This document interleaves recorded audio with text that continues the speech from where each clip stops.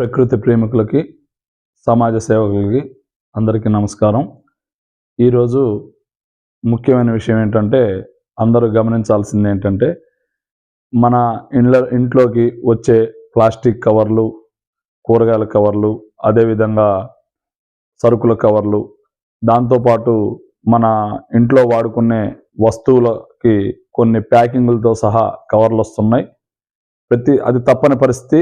అన్నీ ఇప్పుడు లిక్విడ్స్ సంబంధించినవి, తర్వాత సరుకులకు సంబంధించినవి, అదేవిధంగా కొన్ని పెరుగు ప్యాకెట్లు, పాల ప్యాకెట్లు, ఇలాంటి చాలా రకాల కవర్లు వస్తున్నాయి.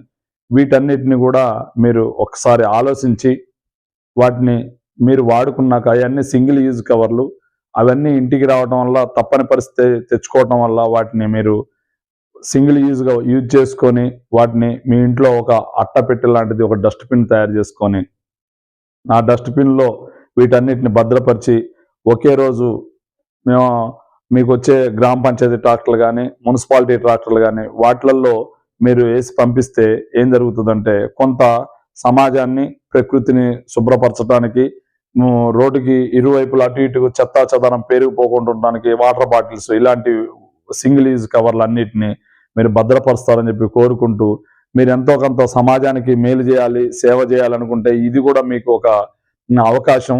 దీన్ని గమనించి ఈ యొక్క వీడియోని మీరు అందరికీ షేర్ చేస్తారని చెప్పి కోరుకుంటూ, మీ శ్రేయభిలాషి శివ తిప్పర్తి. మీ అందరికీ నమస్కారం. పేరు పేరున ధన్యవాదాలు.